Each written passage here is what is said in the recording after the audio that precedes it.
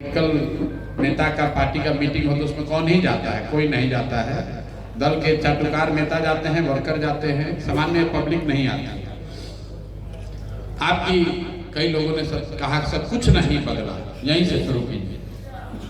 कुछ नहीं बदला, बात तो ठीक है भैया, कुछ नहीं बदला। हम भी 10, 15, 20 साल से तो छपरा को देख रहे हैं, कुछ नहीं बदला। कुछ इसलिए नहीं बदला कि आपका वोट देने का तरीका भी नहीं बदला। मेरे भाई, किसी ने कहा कि हम पढ़े लिखे आदमी को भेजिए, आपने कहा किसी दौड़ने वाले को भेजिए, लगड़ने वाले को मत भेजिए। आपके सांसद पढ़े लिखे भी हैं, फिट भी हैं, दौड़ भी सकते हैं। दिल्ली में उनकी सत्ता भी है। भाई साहब इंटरनेशनल एयरपोर्ट के सवाल से शुरू किए थे तो उनको फ्लाइट की और एयरपोर्ट की समझ भी है, लेकिन उससे कुछ नहीं सुधरा। आप ही कह रहे हैं, हम नहीं कह रहे। सांसद महोदय मेरे मित्र भी हैं, सुनेंगे तो उनको अच्छा नहीं लगेगा, लेकिन छपरा की जनता तो यही कह रही है कि कुछ नहीं बदला। आप विधायक जी पर फोड़ रहे हैं, लेकिन भाई जब आपका वोट देने का तरीका नहीं बदलेगा तो सुधार होगा कैसे? वकील साहब ने पूछा कि आप कह रहे हैं व्यवस्था सुधारेंगे, कैसे सुधारेंगे व्यवस्था? मेरे भाई, व्यवस्था बनाने वाले लोग जब तक नहीं सुधरेंगे तब तक व्यवस्था भी नहीं सुधरेगी। जब बनाने वाले आप हैं, कोई नेता चाहे कितना भी खराब है, चाहे जितना बड़ा धोखेबाज है, वो खुद से चुनकर नहीं आया है, उसको हमने चुना। तो आप और हम जब कह रहे हैं कि हमारा सांसद कुछ नहीं कर रहा है, तो एक बार ये भी पूछने की जरूरत है कि क्या छपरा के सांसद को या बिहार में किसी सांसद को पंजाब के लोगों ने आकर वोट दिया है? तुरंत लोग कह सकता है कि भैया हम नहीं दिए। अरे आप नहीं दिए होंगे, लेकिन छपरा की जनता ने 5 लाख 6 लाख लोगों ने मिलकर दिया है, तभी तो सांसद और विधायक बने हैं। एक बार आपको उन्होंने टोपी पहना दिया, भाई साहब ने कहा जो आता है बढ़िया बोलता है टोपी पहना देता है, मान लिया बात, टोपी पहना दिए। दूसरी बार फिर क्यों टोपी खुद से पहन लिए? मान लिए दूसरी बार बन लिए, तो तीसरी बार क्यों पहना दिया? आप फिर कहिएगा भैया हमारे पास विकल्प नहीं था।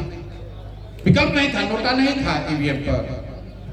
आप तो पढ़े लिखे शिक्षक हैं, अपने आप को बेरोजगार भी आप बता रहे हैं। मुझे खुशी है, कम से कम आप बेरोजगार अपने आप को मान रहे हैं, क्योंकि पढ़ लिख कर खाली किसी तरह का जीवन चला लेना ही रोजगार नहीं है।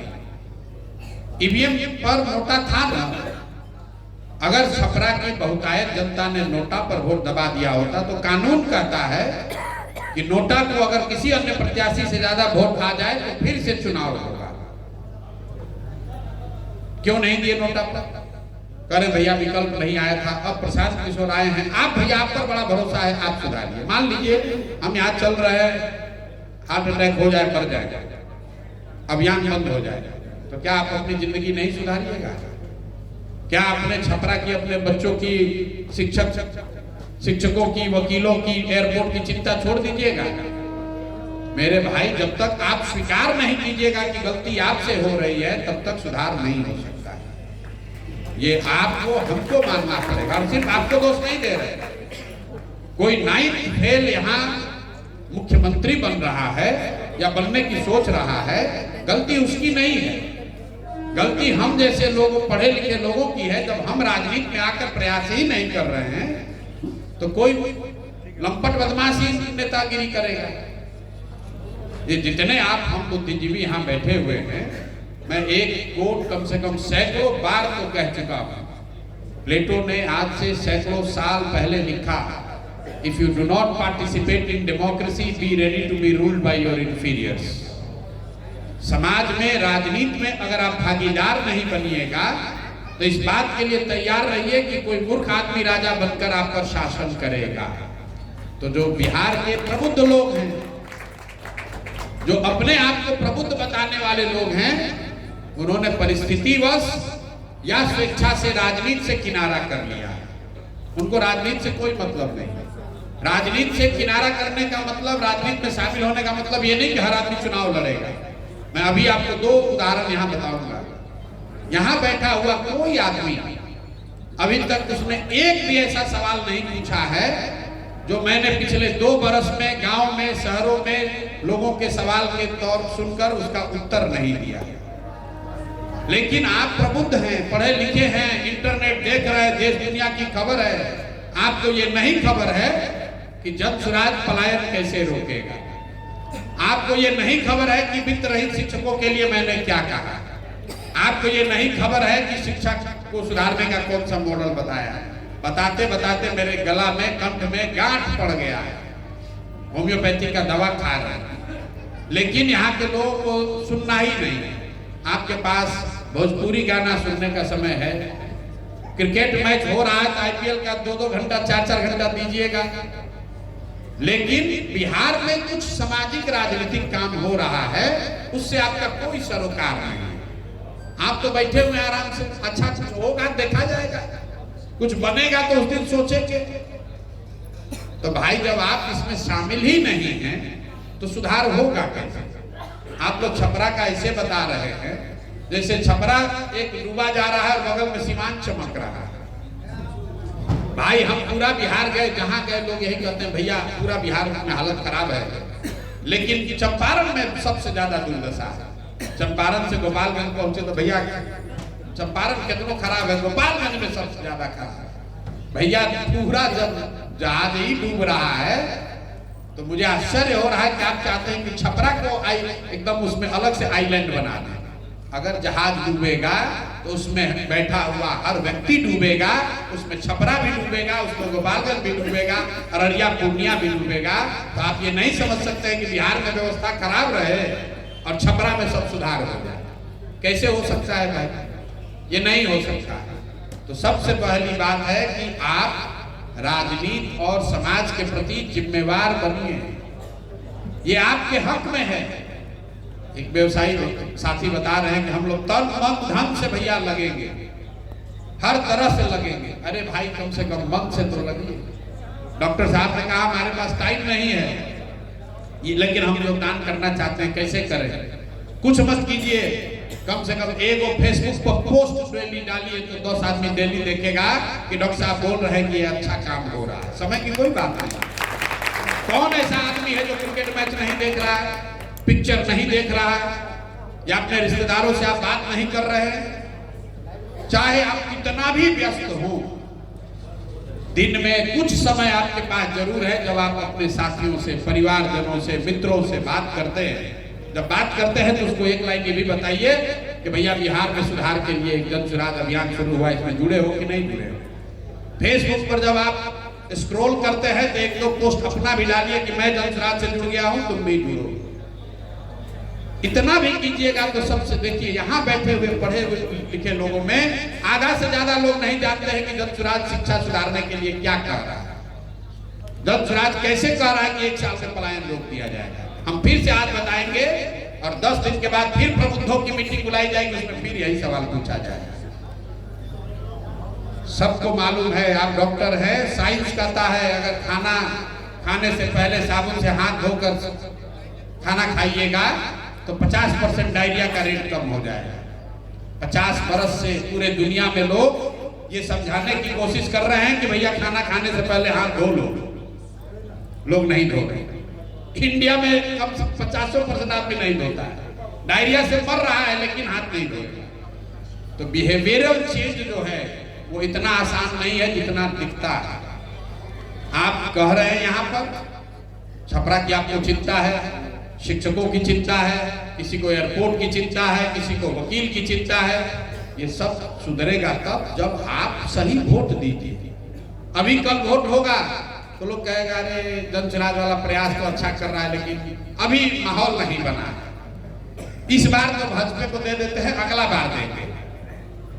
कोई कहेगा कि कैलकुलेशन करेगा कि भैया जन-सुराज को देने का मन तो है, लेकिन कहीं दिए तो वोट अगर जीता नहीं तो लालू का ना आ जाए तो बड़ा गड़बड़ हो जाएगा। चलो छोड़ो यार, इस बार नहीं देते।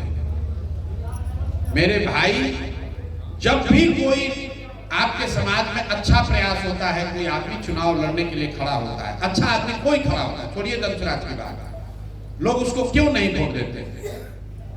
आपके पास हर चुनाव में कहीं ना कहीं विकल्प आया होगा, लेकिन लोग कहते ना आदमी तो बहुत अच्छा है, लेकिन बिहार में चलबे ना कहीं। अरे चली हम टिकिहर परसा में, मरहौड़ा में तो बालू माफिया चाहिए, परसा में छपरा में तो मुसर आदमी चाहिए जो 4 गो गाड़ी लेकर चले, 10 गो गन लेकर चले, तभी आपको अच्छा लगेगा कि भैया हमनी के लड़ाई बाहर में तो मजबूत आदमी चाहिए। तो जब आप एक अच्छे आदमी को, जब वो आदमी खड़ा होता है उसको हराते हैं या वोट नहीं देते हैं, कह रहे नहीं आदमी बड़ा अच्छा है, लेकिन जितने नहीं करेंगे, जीतो जाएंगे तो क्या करेंगे, छोड़िए ना, वोट काहे बर्बाद करें। लोग यही कहता है वोट काहे बर्बाद करें। मेरे भाई, जब एक आदमी, अच्छा आदमी चुनाव हारता है तो कम से कम 100 लोगों का हिम्मत, अच्छे आदमी का हिम्मत टूटता है कि हम राजनीति में आ सकते। आदमी जान गया कि भैया राजनीति में आएंगे बातें नहीं बनेगा। जन सुराज इतना बड़ा प्रयास कर रहा है, कोई जो मेरा सबसे बड़ा आलोचक है उसको भी मालूम है इस आदमी को और कुछ आए चाहे नहीं, राजनीति की समझ तो है। हम लोगों को जाकर समझा रहे हैं, हाथ जोड़ रहे हैं, पैसा दे रहे हैं, अपना संसाधन बुद्धि सब लगाए हुए हैं। जिस सलाह के लिए लोग हमको 100 करोड़ रुपया देते हैं, 20 करोड़ रुपया देते हैं, वो जाकर गांव में मुफ्त दे रहे हैं, तो वो भी कहता है काहे बात माने आपका। अरे भाई, न मानोगे तो हमारा क्या बिगाड़ दोगे, न मानोगे तो हमारा क्या बिगाड़ दोगे। लेकिन यहाँ के आदमी को सुधरना नहीं, यहाँ के आदमी को सुधरना ही नहीं सुधारना है उसको। आप बता रहे फ्यूचर चीफ मिनिस्टर है, अरे भाई हमको चीफ मिनिस्टर नहीं बनना है, बिहार सुधरना चाहिए। कोई चीफ मिनिस्टर बने, बिहार सुधरना चाहिए। और हमारे चीफ मिनिस्टर बनने से नहीं सुधरेगा, बिहार तब सुधरेगा जब कोई भी चीफ मिनिस्टर बने उसको ये डर रहे कि हम काम नहीं करेंगे तो जनता हमको हराएगी। दक्षिण के 5 राज्य, पूरे देश में 5 राज्य, केरल, तमिलनाडु, कर्नाटक, आंध्र प्रदेश और तेलंगाना, ये 5 राज्य 1/3 देश का जीडीपी सिर्फ अब 5 राज्यों में है। उन राज्यों में तरक्की हो रही है। 78 साल के इतिहास में उन 5 राज्यों में कोई व्यक्ति 10 वर्ष से ज्यादा मुख्यमंत्री नहीं बना है। पूरे दुनिया में, अमेरिका जैसे जगहों में तो कानून है कि कोई व्यक्ति 2 बार से ज्यादा बन ही नहीं सकता। क्यों है कानून? क्योंकि साइंस कहता है, ये साइंस है। ऐसा नहीं है कि अमेरिका में बन गया कि 2 बार ज्यादा राष्ट्रपति नहीं बनोगे।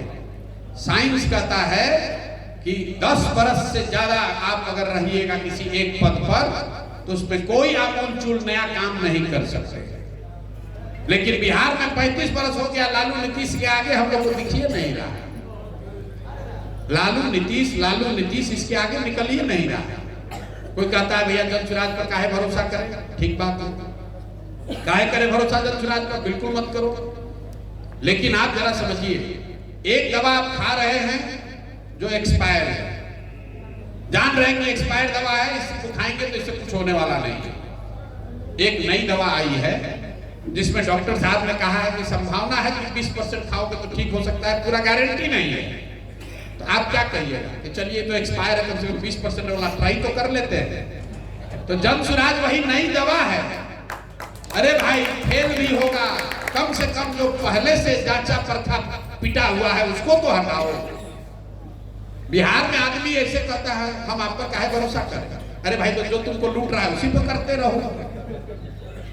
जिसके पास विकल्प होता, कर्नाटक में अगर किसी नए दल से कोई सवाल पूछे कि हम आप पर क्यों भरोसा करें तो बात समझ में आती है। बिहार में अगर आदमी कह रहा है कि हम आप पर क्यों भरोसा करें तो हमको लगता है अरे भाई तुम कितना बढ़िया माल मार रहे हो, पहले भी अब नहीं करना चाहते, तुम तो पहले से मर रहे हो भाई।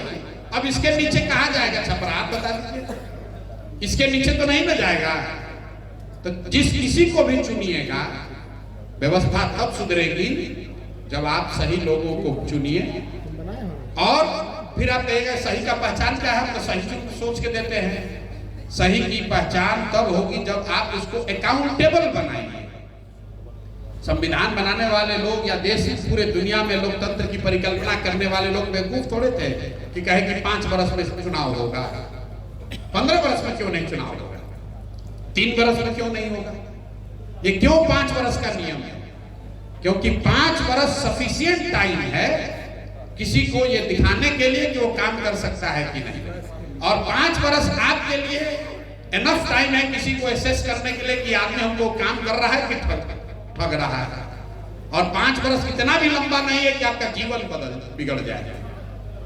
अगर आप 5 वर्ष किसी को वोट दिए, उस पर आपका भरोसा नहीं हुआ, उसने आपको ठग लिया, 5 वर्ष बाद उसको बदलिए, नए को लाइए, अपने आप सुधार होगा, अपने आप व्यवस्था बदलेगी। भाई अभी जो चुनाव लड़ने आ रहा है वो ये नहीं देख रहा है कि छपरा में हम रोजगार दिए कि नहीं, कि हमने स्कूल खोला कि नहीं, नाली बनवाया कि नहीं, कि महिलाओं की सुरक्षा की कि नहीं। वो जोड़ता है क्या, कितना राजपूत, कितना वैश्य, कई गो कुशवाहा, कई गो पासवान। तो भैया हमारा हो गया 6,50,000, हमारा सामने वाले का है 6,20,000। अब बस इसी में लड़ाई है कि 6,50,000 को अपने साथ घेरे रखे। वो ये नहीं जोड़ता है कि कितना स्कूल, कितना सड़क, कितना सीवेज सिस्टम, कितना फ्लाईओवर। जिस चीज के लिए आप वोट देते हैं नेता उसके प्रति सजग है। नेता अपने जाति के गोलबंदी के प्रति सजग है, क्योंकि उसको मालूम है कि इसको देखकर लोग वोट देंगे। आप अपने शहर की सफाई के लिए, बच्चों के पढ़ाई के लिए सजग नहीं है, इसलिए नेता भी सजग नहीं। उसको मालूम है कि तो मुद्दा है ही नहीं।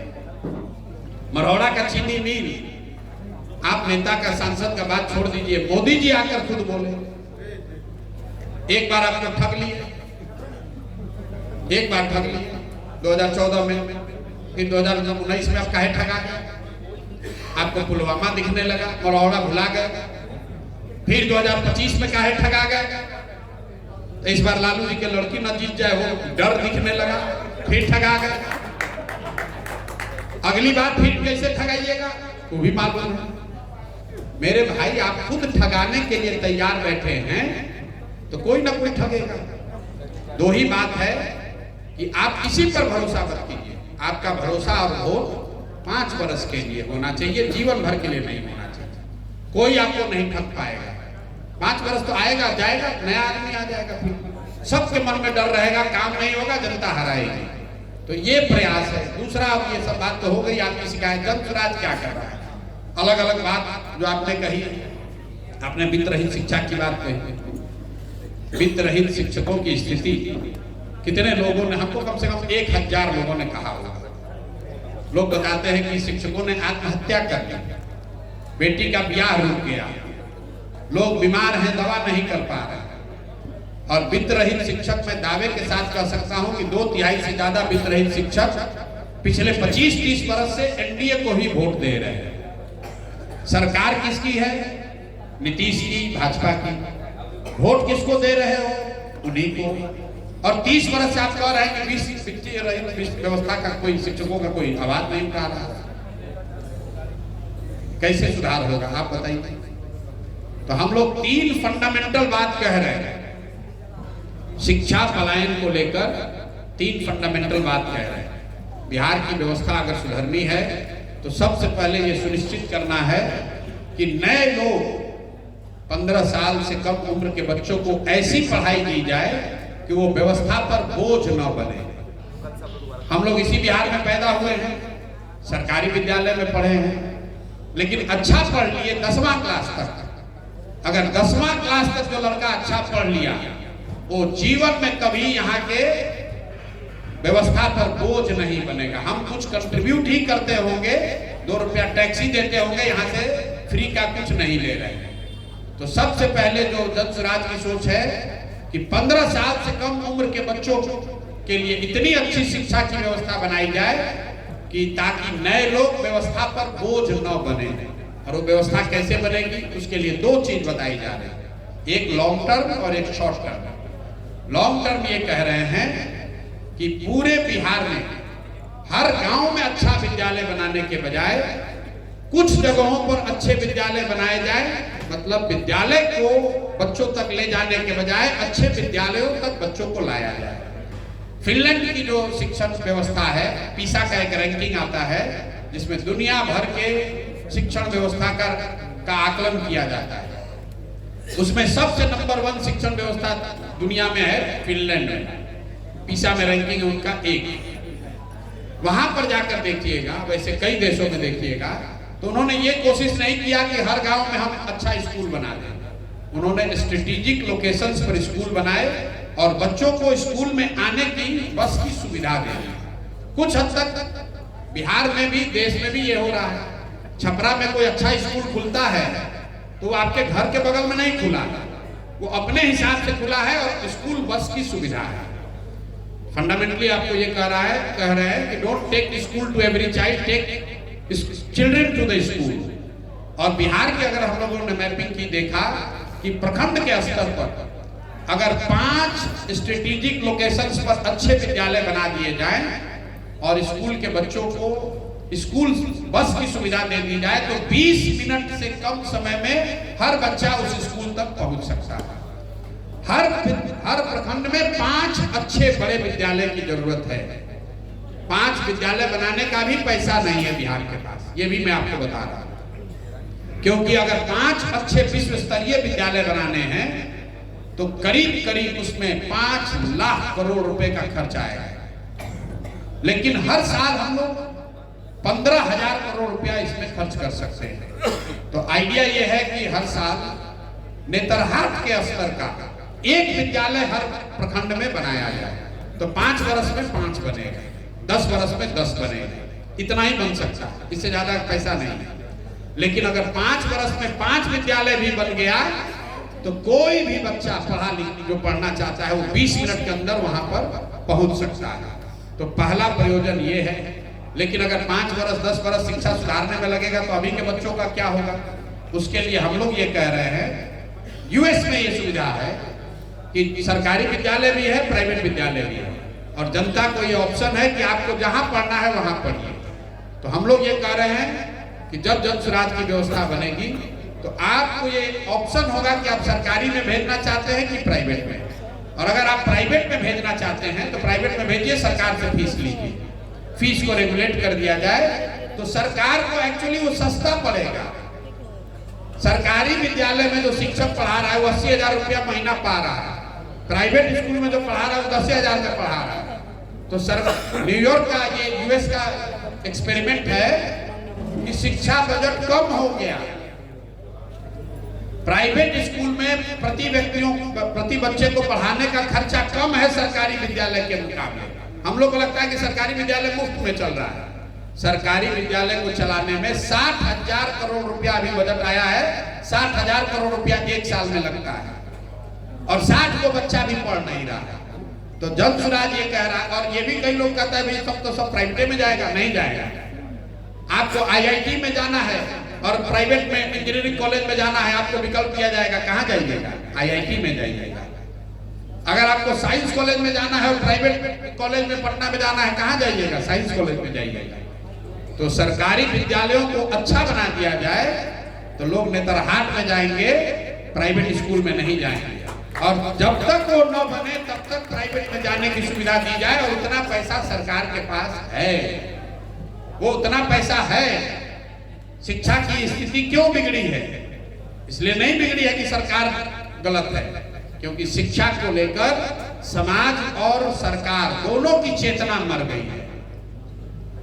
सिर्फ सरकार नहीं, शिक्षक और समाज भी शिक्षा की चिंता नहीं कर रहे। हम तो 5,000 गांव में पैदल गए, कोई नहीं कहता भैया अच्छा शिक्षा चाहिए। सब आदमी यही कह रहा है भैया नाली गली चाहिए, ऑर्केस्ट्रा का नाच आ जाए, किसी गांव में जाइए 2,000 आदमी जुट जाएगा। लेकिन कोई पढ़ाई का वहां काम हो रहा है तो किसी को चिंता नहीं। जिस विद्यालय में अगर साइकिल नहीं आया तुरंत गार्जियन पहुंचता है, मास्टर साहब अरे साइकिल का पैसा ना आया, क्या कर रहे हैं?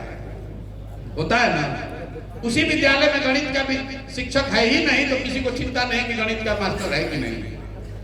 समाज के लिए भी शिक्षण संस्थाएं लाभ की योजनाओं के बांटने का केंद्र है। लड़का पढ़े न पढ़े, पोशाक का पैसा आना चाहिए, साइकिल का पैसा आना चाहिए, किताब का पैसा आना चाहिए। और सरकार के लिए भी शिक्षण संस्थाएं जो हैं वो शिक्षा बांटने का केंद्र नहीं है, योजनाओं के बांटने चलाने का केंद्र है। वो भी कहता है कि मास्टर लोग तो पढ़ा नहीं रहे थे, लोग से कम से कम मोटरे बनवाओ, पैसा खर्चा हो रहा है लोग को। जो ऊपर बैठा अधिकारी वो भी क्या करता है कि मास्टर साहब लोग तो पढ़ा रहे नहीं है, तो चलिए लोग से स्वच्छता अभियान चलवाइए, ये लोग से खिचड़ी खिलवाइए। तो समाज और सरकार दोनों के लिए शिक्षा की कोई महत्ता नहीं है, इसलिए ये दुर्दशा हुई है। इसलिए नहीं हुआ कि खिचड़ी बंट रहा है तो खराब हो। अगर खिचड़ी बंटने से शिक्षा व्यवस्था खराब होती तो 8वीं क्लास से ऊपर तो खिचड़ी नहीं बंटता है, वहां पढ़ाई क्यों नहीं हो रही है? कुछ लोग कहता है कि सब शिक्षक खराब है इसलिए बिगड़ गया। मान लिया कि स्कूल में नियोजित शिक्षक खराब है इसलिए बिगड़ गया। साइंस कॉलेज में तो नियोजित शिक्षक नहीं पढ़ा रहा, वहां काहे नहीं पढ़ाई हो रही है?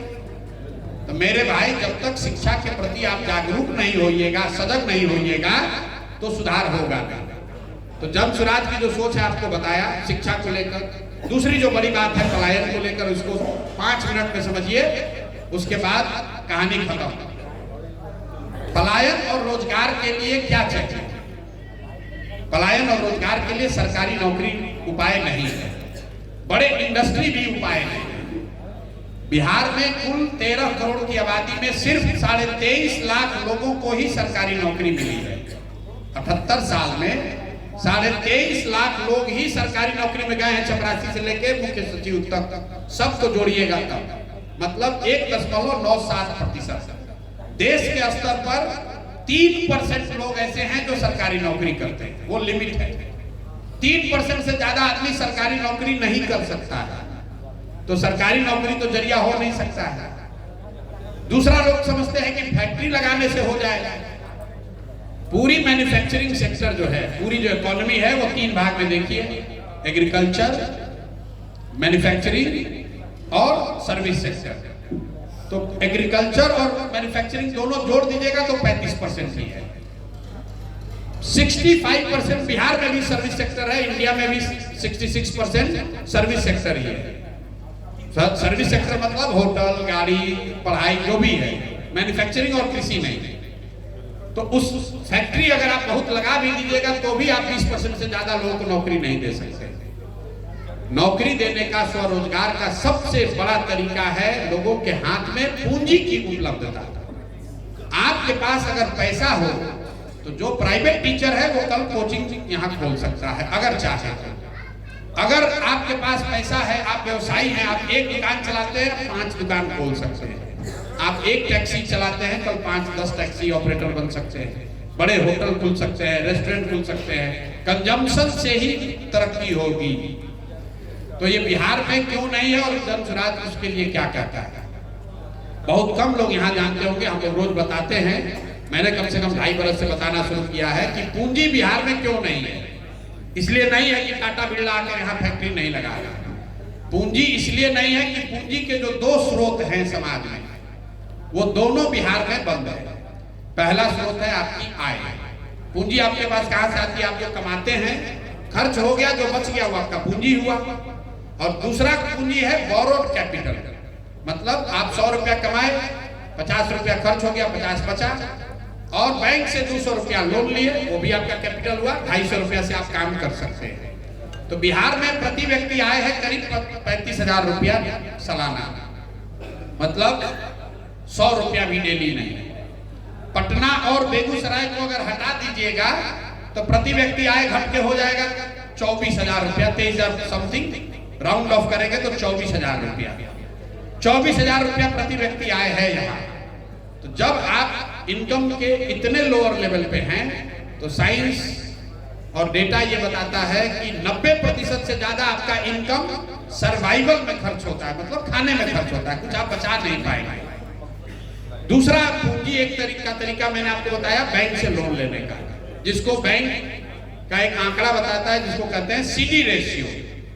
कितना पैसा बैंक में जमा हुआ और बैंकों ने कितना पैसा ऋण के तौर पर समाज को वापस किया, घर बनाने के लिए, गाड़ी खरीदने के लिए, मोटरसाइकिल लेने के लिए, बिजनेस करने के लिए, पढ़ाई करने के लिए, खेती करने के लिए। इस आंकड़े को कहते हैं CD रेशियो।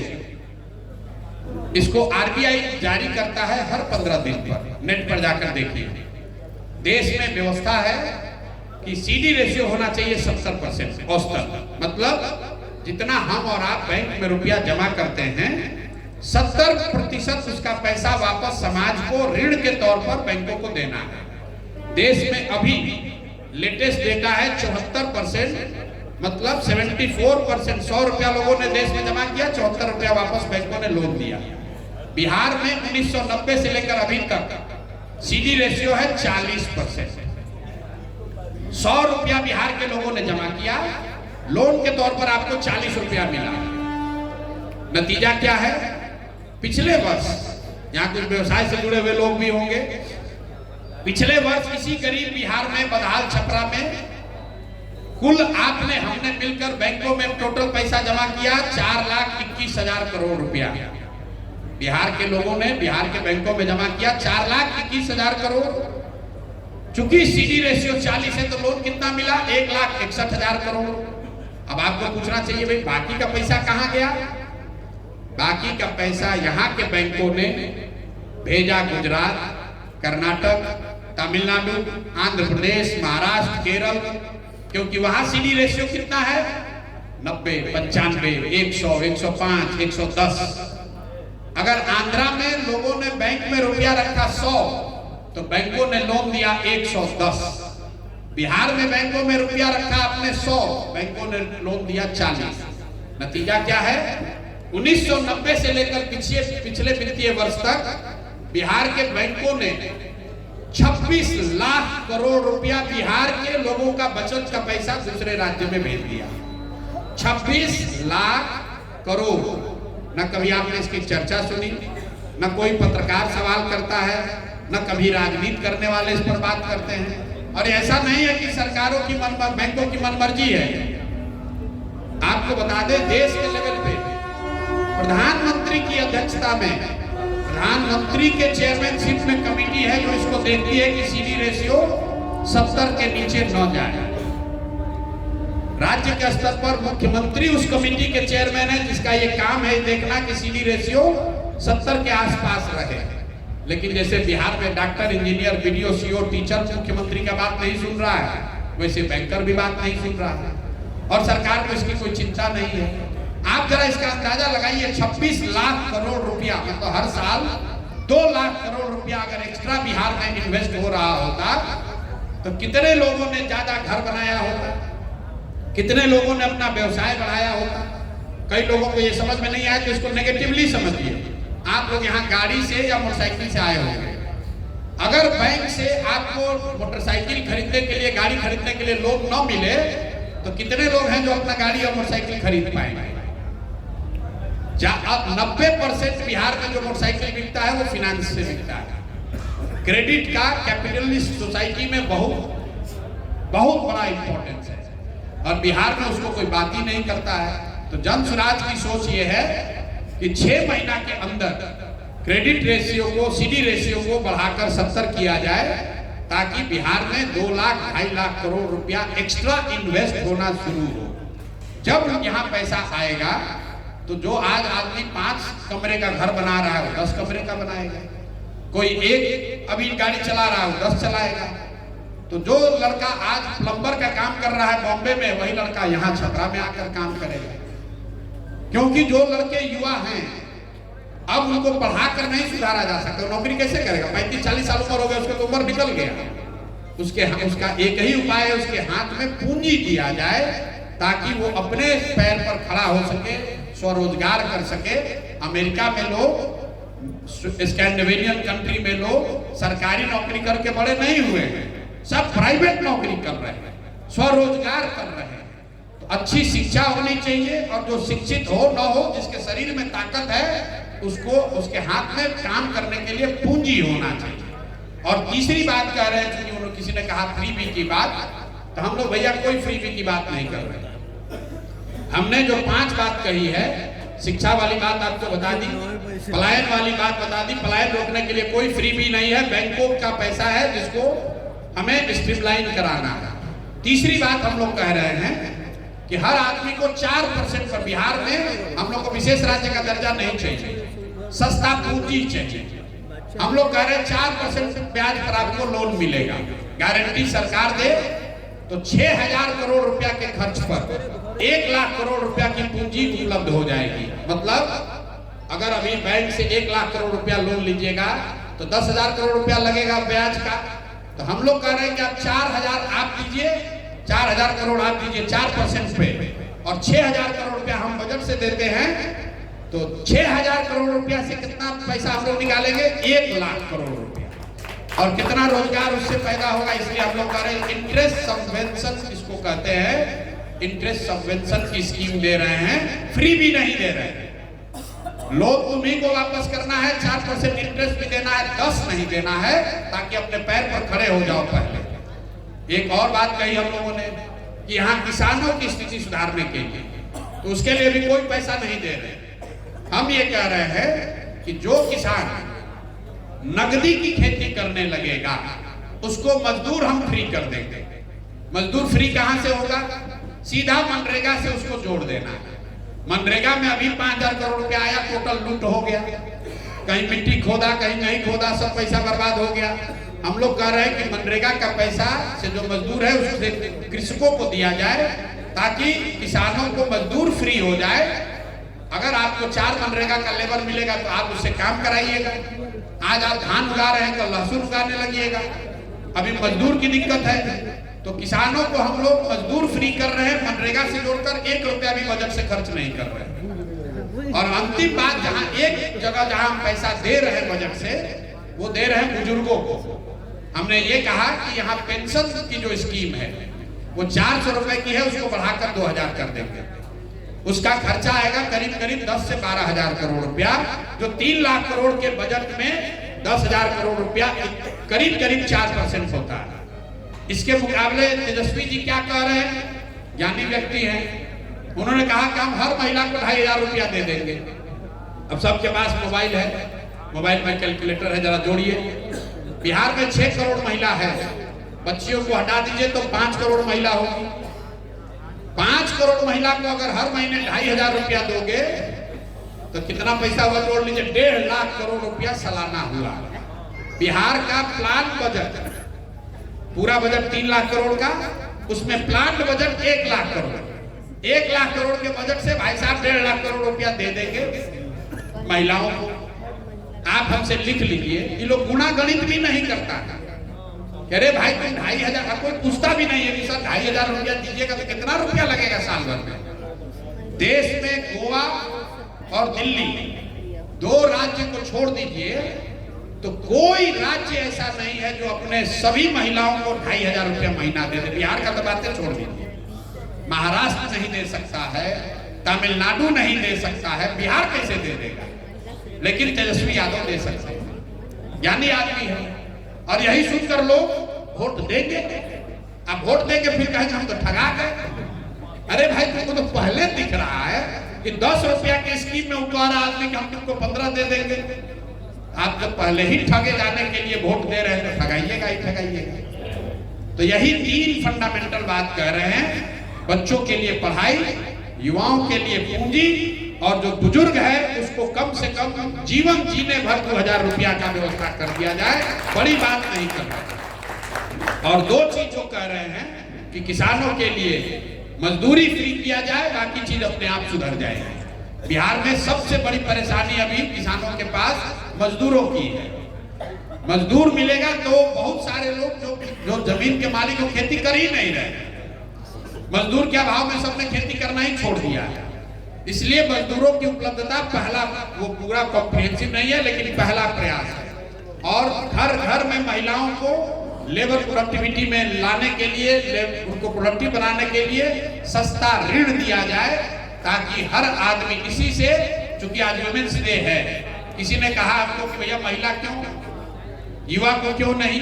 तो भाई युवा करे, अपने माँ के नाम पर करे, बहन के नाम पर करे, पत्नी के नाम पर करे, उससे एसेट क्रिएट जो होगा वो महिलाओं के नाम पर होगा, महिलाओं के साथ, उससे महिलाओं को आर्थिक आजादी मिलेगी, उससे एम्पावरमेंट होगा। मोटे तौर पे बात खत्म। बाकी हम जो नहीं समझ में आया तो हमारे YouTube पर जाकर देखिए, और अगर और कोई सवाल रह गया तो अगले बुद्धिजीवी मीटिंग